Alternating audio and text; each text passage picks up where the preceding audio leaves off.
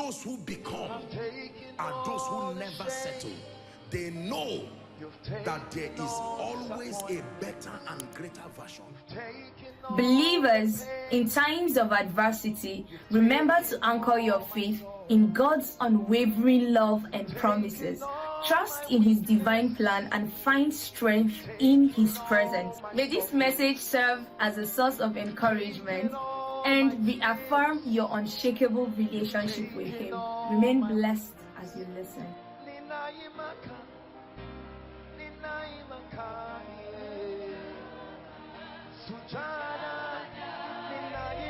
Let me teach you something about blood. Leviticus chapter 17 and verse 11. For the life of the flesh is in the blood. What is in blood? Life. Say life. What? When you hold your ATM, what is in your ATM?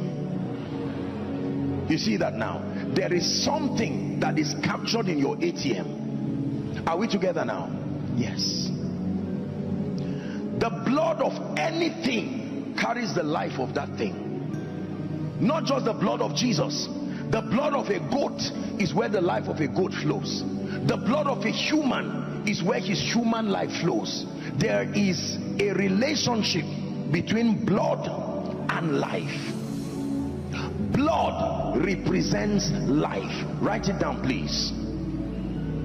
Blood represents life. This is the first quick information I want you to know about blood. And this life is in levels. This life that is in the blood is in levels. Now, the second thing I want you to know about blood from scripture, blood has always been used as a ransom. Write the word ransom. Very powerful word. Ransom. R-A-N-S-O-M.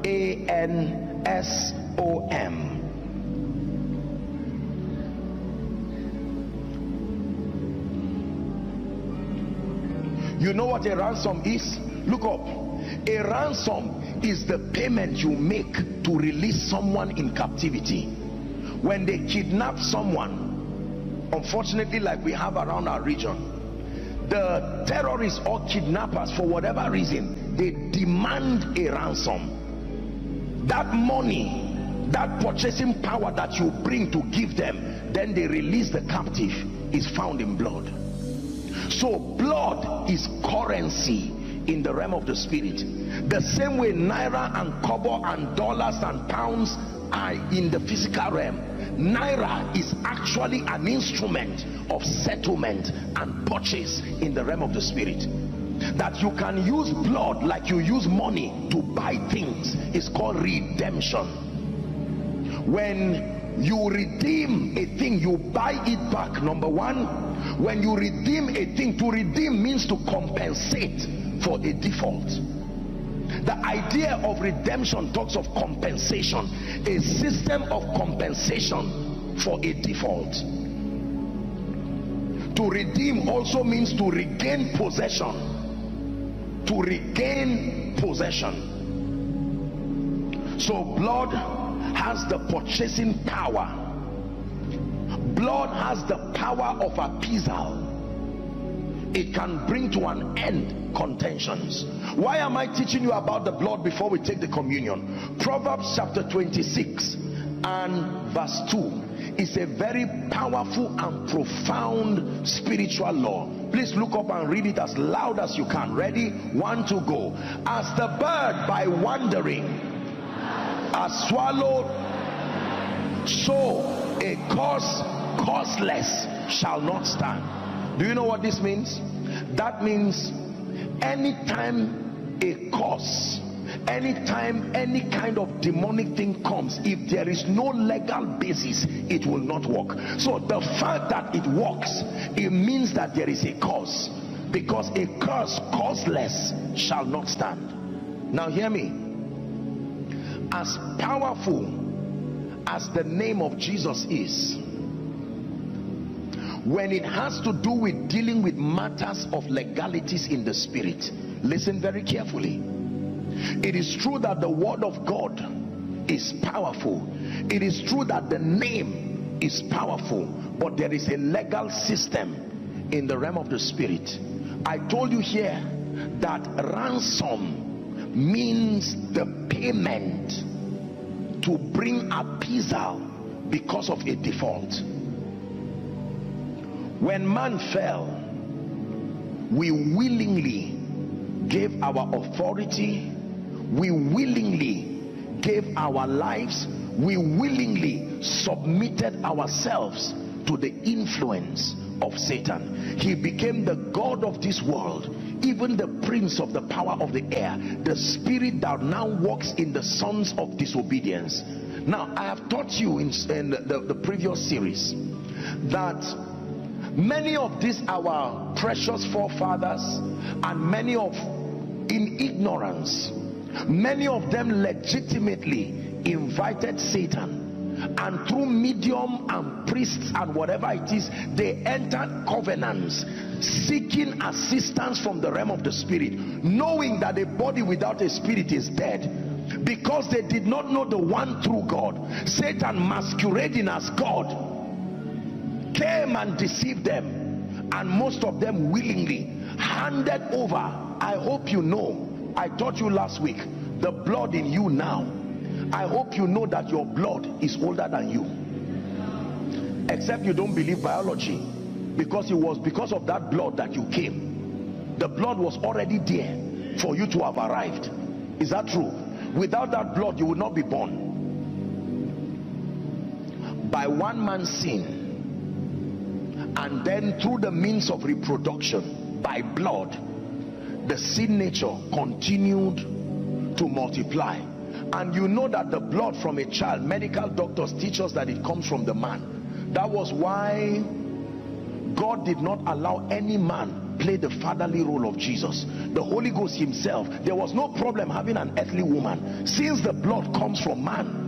If a man participated in the birth of Jesus, he would be born as sin immediately. He would not even need any communion because he's already sin. So he came as the sinless one.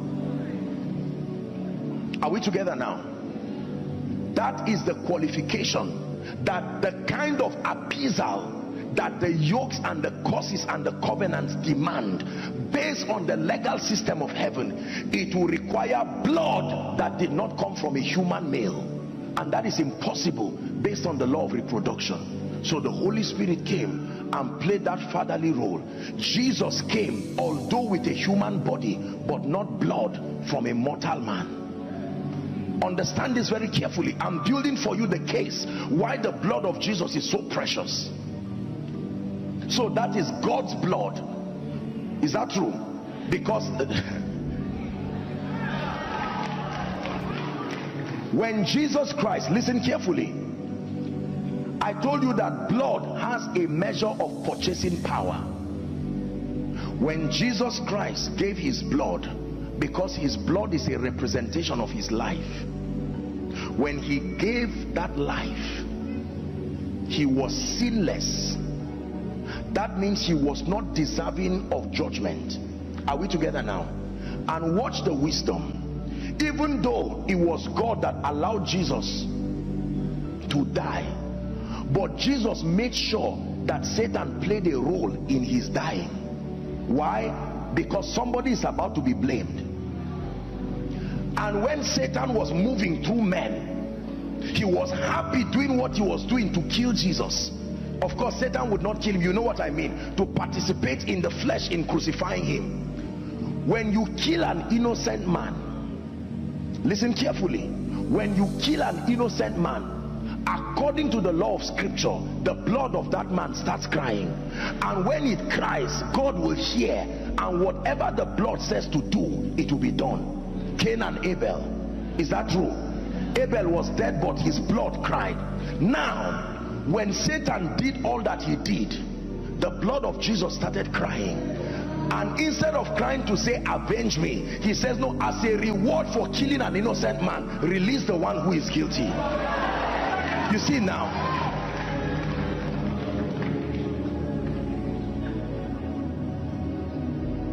release the one who is guilty.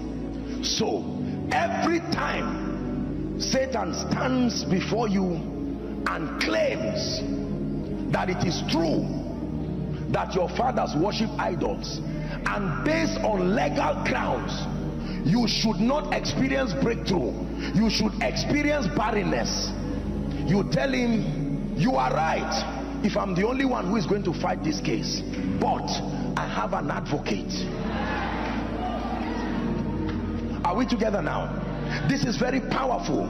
The blood of Jesus is the legal system that breaks every hold of covenants and ordinances that speak against the saints.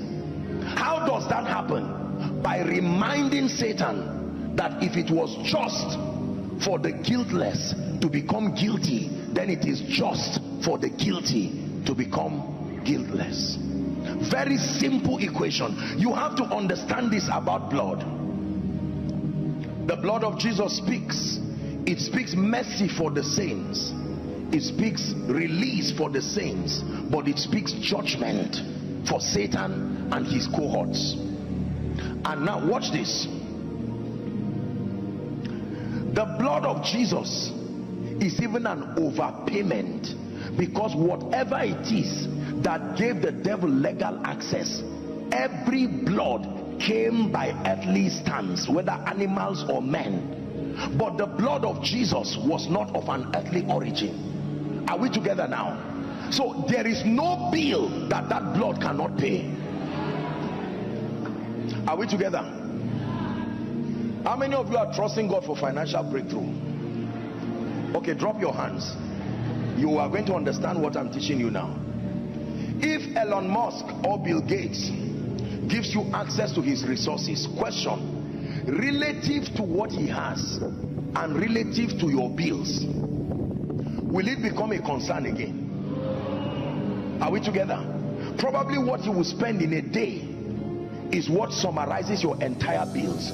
So that is an overpayment. Now when you hold that, if anybody looks at you and say, I remember you owed me 5 years, will you run? No. What is there is sufficient. You can even tell him, I can bless you and still punish you and forgive you and bless you because of what I have. Now listen to me.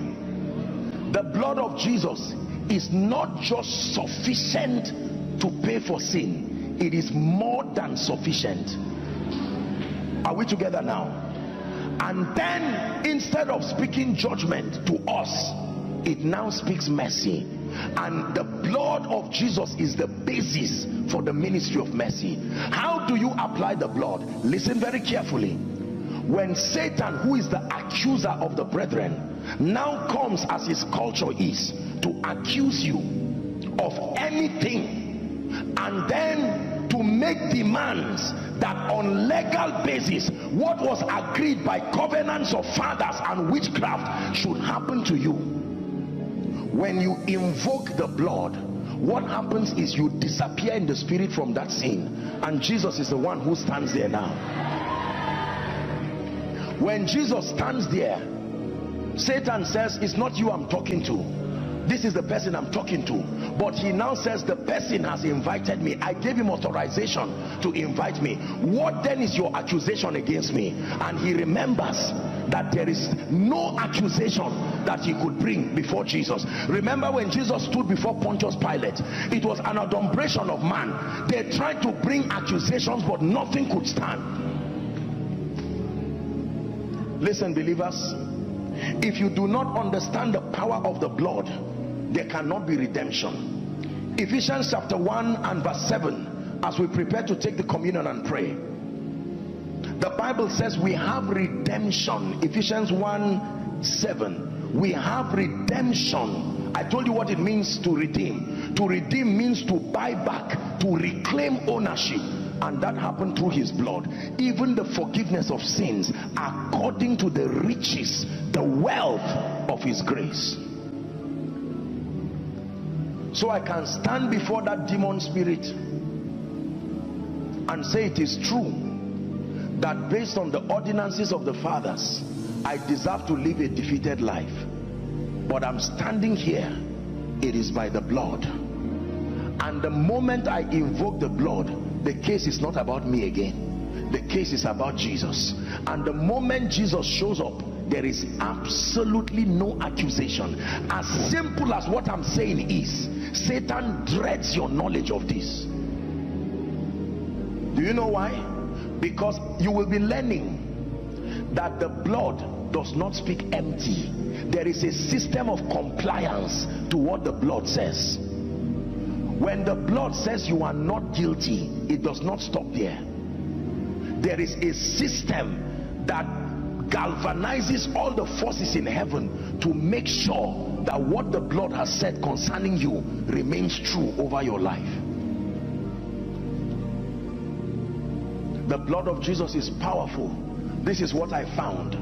When I found this, I ran and I stood. I say, you may have legal access. I don't even know who my forefathers are. I don't know what they worshipped. I only heard they worship idols, they worship all kinds of things.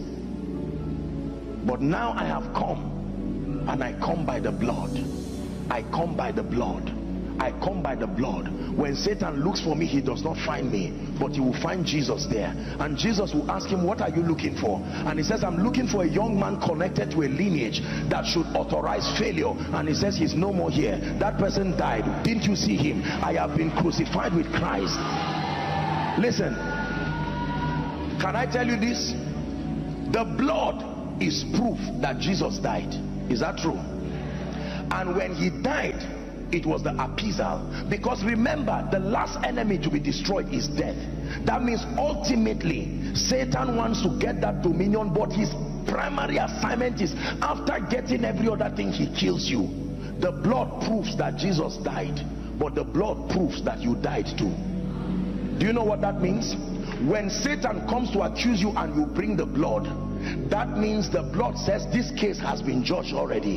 Why are you revisiting a case that has been judged? The criminal who offended you has actually died, but it's just that you are not the one who died. The person who died gave you the blood as evidence to say the price has been paid.